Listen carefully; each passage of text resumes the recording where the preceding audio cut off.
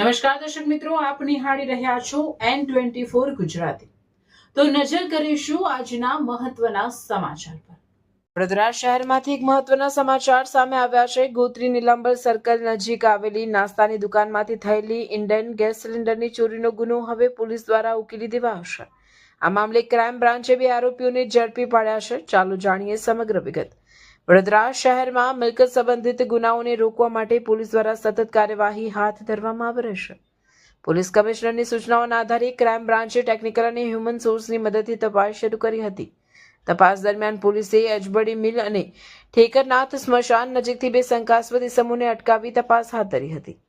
તપાસમાં આરોપીઓ પાસેથી ઇન્ડેન કંપનીના 2 ગેસ સિલિન્ડર અને 1 હીરો ગ્લેમર મોટરસાયકલ મળી આવ્યા હતા।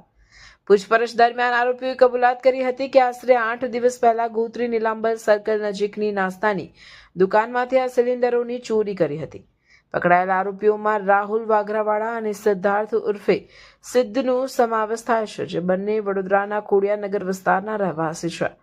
પોલીસ તપાસમાં એ પણ સામે આવ્યું છે કે બંને આરોપીઓનો અગાઉ પણ ચેઇન સ્નેચિંગ અને વાહન ચોરી જેવા ગુનાઓમાં સમાવેશ રહ્યો છે।